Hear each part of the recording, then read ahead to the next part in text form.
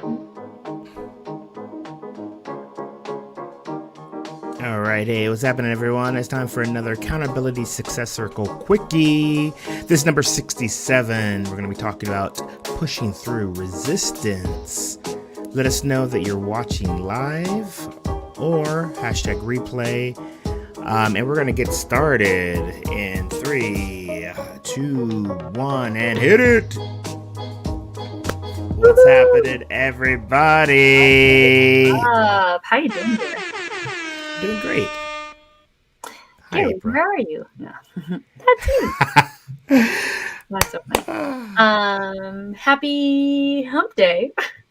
Right? Time for another quickie. I'm excited for this one. Right? It's so Yeah. relevant.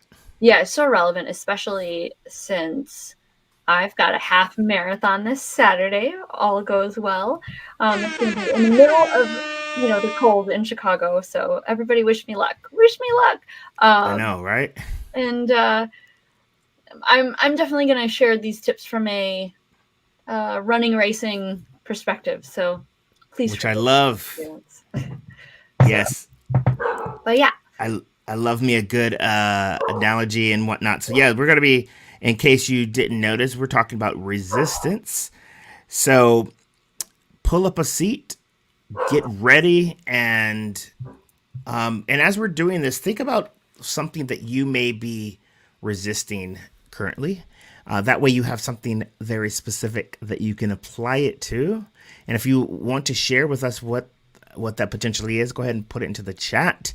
chat. But yeah, but April, being that she does have a half marathon this week, we thought it would be great if we can put a little running spin to it.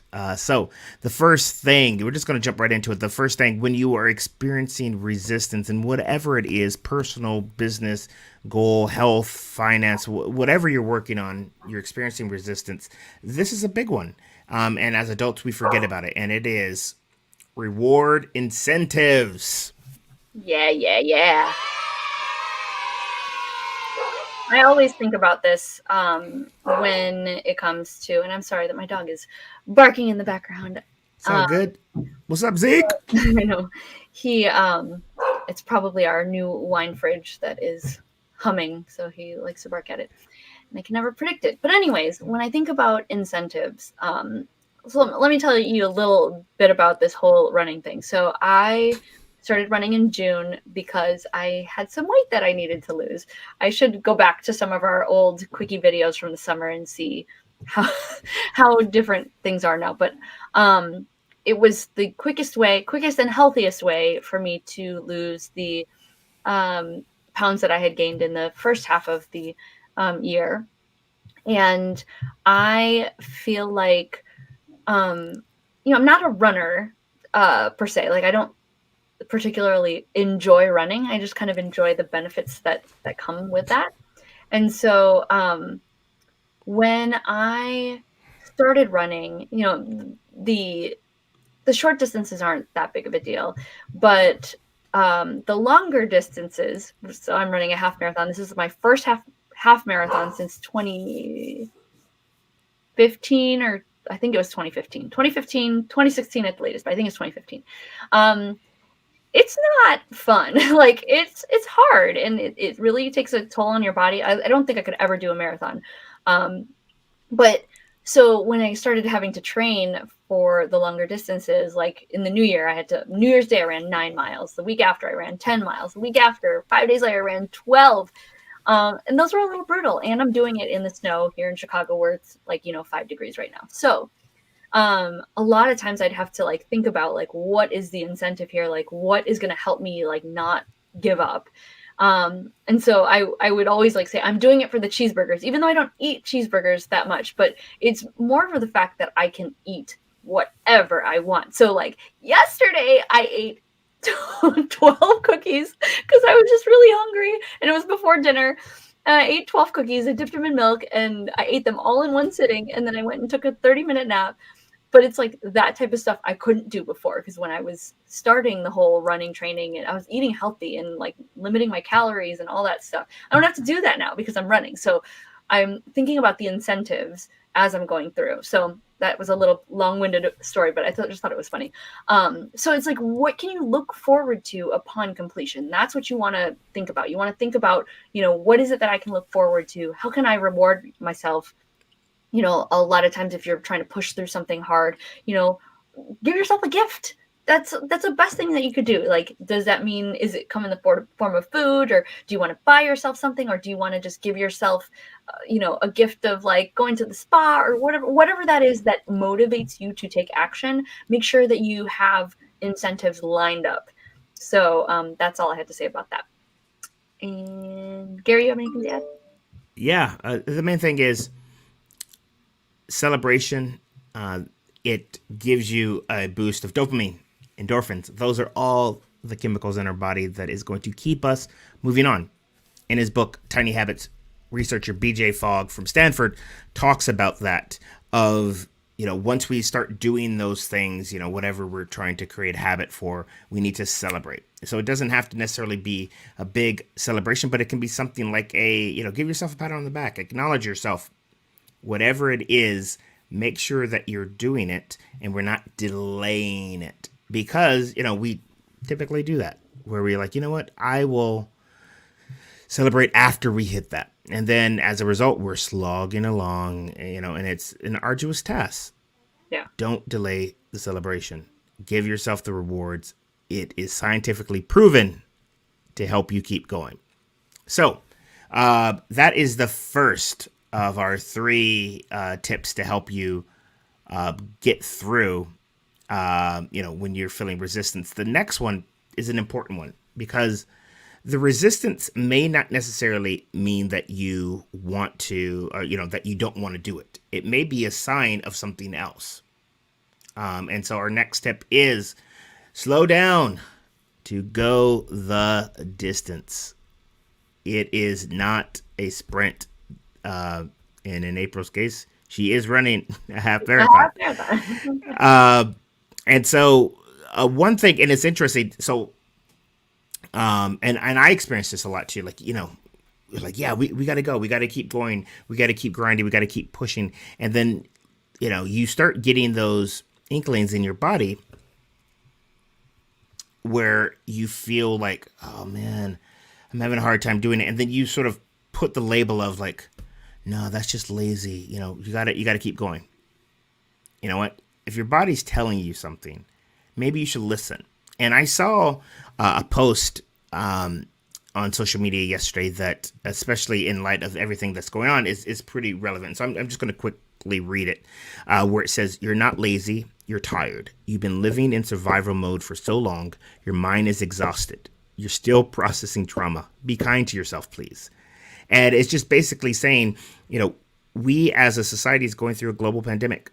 And, there are, we're doing a lot more than we would have been doing mentally, prior to the pandemic. Yes, things are lifting up and stuff like that, but there's still a lot going on.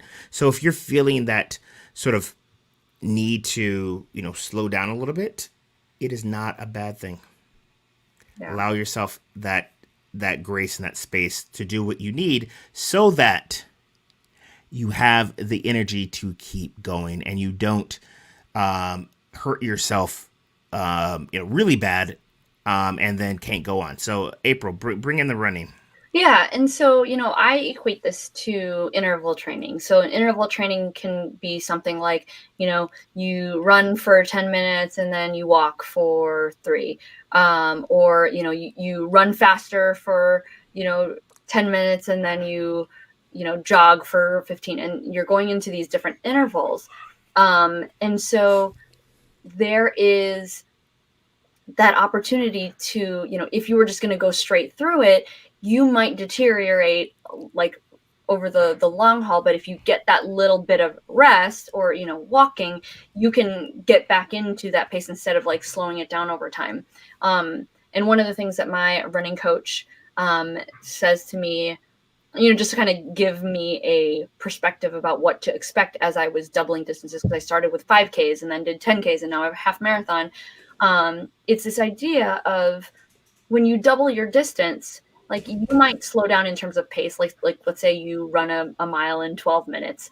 It might take you 13 minutes to run, or even 14 minutes to run double that, because you need that endurance. And so, if you don't have that endurance, then you are going to, slow down throughout the run. You won't be able to sustain a certain amount, but that pace is going to be slower. So you want to just think about, if you're doing something that is, over a long haul, like if you really want to go a long distance, or you've got a project that is really going to last a while, allow yourself to not, burn out from the beginning. Really take a opportunity to slow down so that you can continue and sustain. So yeah, that's number 2. So should we go? Yeah. Yeah, we're gonna bring it home. We're on the final stretch, the last leg, and this is a big one, especially for tasks that are a bit overwhelming. And if you are just starting a project, make sure you go back in time and look at or watch our last quickie where we talk about the different ways to break down a project.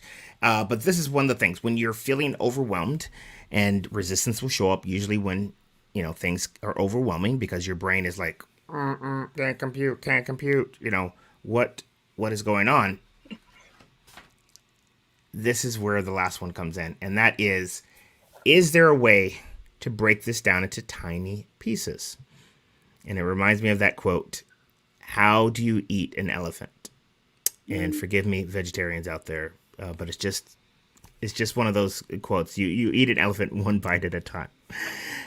And anything that you are pursuing, is all about the process. It's all about going the distance. It's all about breaking it down. And when you break it down, those little bitsy pieces appear more doable. It allows you to get into that flow.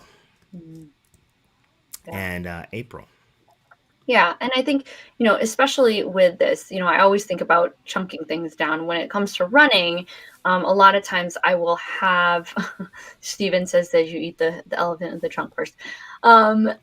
You want to focus on, yes, I might be running 13 miles, but maybe I can break that down into, just get to that 1 mile, because I know that I can do 1 mile, no problem. And really thinking about how you can break down into certain milestones. So if you feel like you're hitting that resistance and wanting to give up, it's like, oh, it's just another minute more, or giving yourself those intervals. I think even like aside from the running, I have like 4 or 5 projects that are kind of long and arduous right now that I'm trying to make some progress on. And the way that I'm breaking it down into tiny pieces is spending 30 minutes a day on each, if I can, and allowing that to happen. So, I might not be able to make a lot of headway, but because I have so many projects happening simultaneously, I have to do them in little chunks. Just like training, you're not running 12 miles off the get-go to just try to run a half marathon. You have to kind of slowly work your way up to it, and you have to break your runs into different pieces. So really, really thinking about that is super important. And I think the last thing that I want to add, just about resistance in general, I think there is this feeling of, we've been talking about stability in the ASC a lot for the last month. And, we talked a lot about, maybe even in the last couple of quickies, about not starting the year off so strong to the point where we lose the momentum because we kind of overdid it at the beginning. It's like, start strong, but start consistent and maintain that consistency. Don't overload yourself before you get the chance to. And I see this in my running. Like, I'll always get the adrenaline from the excitement of the run, and I'm like running faster than I think. And then, halfway through the run, I start to like slow down, and I like lose that momentum, and I can't push no matter what. And so it's all about starting, strong, but not starting like hard, right? It's all about working smarter and not harder. So just wanted to share that, because, we are at the end of January. Hopefully you haven't given up on your New Year's resolutions, if you had some, and you just want to make sure that you can push through this resistance and not wait until next January to start over and try again. So you can always get up tomorrow and start like it's January 1st. So with that, I think we're done, right? We are This was done. another ASC Success Quickie brought to you by G&A. And we will be back in your view very, very soon with another Quickie, another bits of goodness. We're heading into February, so we're super excited to share some fun content around our upcoming theme. And if you want to check us out, come visit us at accountabilitysuccesscircle.com. So have fun, and we'll see you soon. Bye, guys. Yeah. All right. Bye, y'all. Let us know what you think about the content. Which one are you going to be implementing? And we will see you on the flip side. Bye.